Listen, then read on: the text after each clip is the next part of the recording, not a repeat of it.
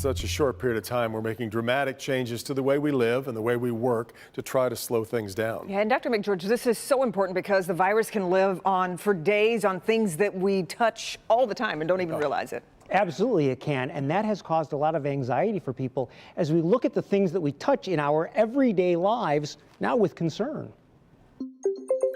The main way the coronavirus spreads is through respiratory droplets when someone who's sick coughs or sneezes. That's why it's so important to cough into your elbow and stay home when you're sick.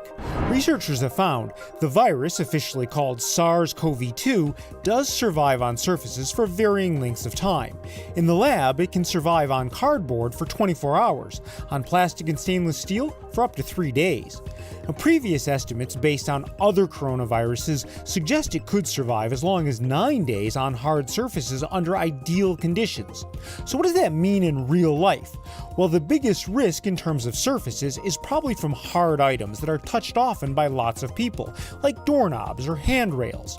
Those are surfaces that need to be cleaned frequently. Packages and mail pose little risk because of the time that they're in transit and the conditions they travel in. Now, what about money? While it's not clear exactly how long SARS-CoV-2 could survive on bills or coins, cash is handled frequently, and we know money in general tends to be pretty dirty. You should certainly wash your hands or use hand sanitizer after handling cash. Now, many people are asking, is there any risk from food at restaurants or fresh items at the grocery store?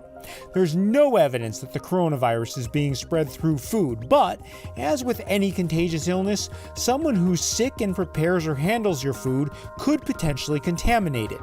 It's critical that anyone in food service who is sick stays home. And remember, as always, all fruits and vegetables should be washed thoroughly before eating.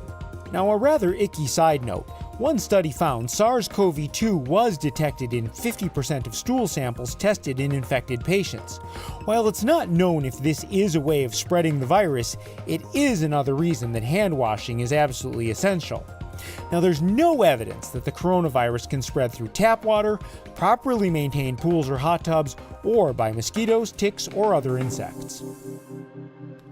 Now, incidentally, a study that was just published today in the New England Journal of Medicine specifically studied the median survival time of the COVID-19 virus in fine aerosols, like you might find in a sneeze. Well, it was over 1 hour, raising the clear possibility that it is very, very transmissible. Yeah, so does this change things in your mind as far as preventing infection? Well, that's an important point. Not to me personally, because awareness of potential surface and aerosol contamination, that's always been something I'm aware of. But I think one potential value of this whole experience, hopefully it's going to help make everyone more aware. Maybe in the future, a wave, a fist bump, or an elbow bump is just going to become a permanent part of life. Stay around, right? Exactly. A lot of habits that we're developing. Good infection control habits overall. Sure. Now, those everyday items sitting in your kitchen cabinets have now become essentials for your health. Hand sanitizers, laundry detergent, disinfecting wipes, like we're talking about. Walk into any store or hop online, and those products are going fast. Hank Winchester's live. Hank, big changes are being made in stores and online to make sure everyone is going to feel safe and stocked up.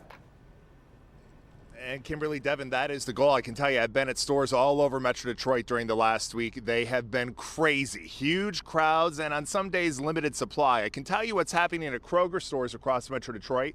We're here at the Superstore on 12 Mile. Kroger actually hiring additional employees. They need extra help restocking. They also want to make sure if their employees need time away because of the coronavirus that they are covered. Here's what you need to know before you go shopping. We've been told to prepare, stock up on food, medicine, hand sanitizer, wipes. But for anybody who's been out in a store lately, you know that is easier said than done. Tissues, food, soaps, things to keep you safe. Stores like Kroger and Target limiting the amount of supplies customers buy, adjusting hours to restock store shelves, and working with suppliers around the clock to make sure there's not a shortage. Many turning to online resources as well. Amazon telling third-party suppliers to prioritize household staples and medical supplies, halting delivery of all other items people do not need immediately. This will last until at least April 5th. Delivery apps have seen record downloads. Apps like Shipt and Instacart are seeing major delays in people getting their orders, and some items are not in stock anymore.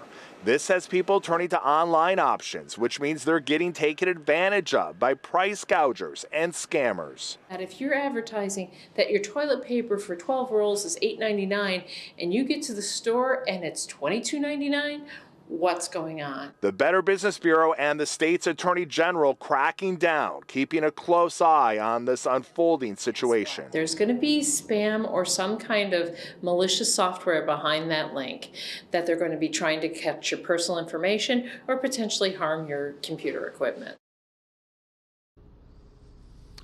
Back out here live, these scammers are ridiculous, trying to take advantage of people during these difficult times. I can tell you, we've talked with the Attorney General. She is not playing any games. She wants to hear from you. If you have spotted somebody trying to take advantage of others, a store upping prices, make sure you get in touch with the Attorney General's office. Also, the Better Business Bureau, they've started a Facebook page, a page that we've linked on the Help Me Hank page at clickondetroit.com. They want to hear from you. They want photos, information. If a store is trying to take advantage of consumers, make sure that you share that information. We're live here tonight. Hank Winchester, back to you. Yeah, definitely want folks to do that. So, Hank, how's the state and the BBB keeping up with the price gouging? What exactly are they doing? Well, it's tough. I can tell you that the AG's office has an investigative team. They are working to get into these stores when they hear about these problems, and that is the most important thing. The AG needs to hear about it. So if you spot a problem, make sure that you get the information to the right people. Yeah, okay. Hank, thanks. Flattening the curve. You have likely heard that phrase or seen it all over social media. Up next, what it means and why it's so important for us all in the long term. And then we're answering your questions about testing, what's available and what it takes to get a test. And Dr. McGeorge talks to a colleague at Henry Ford about the strain ahead on hospitals.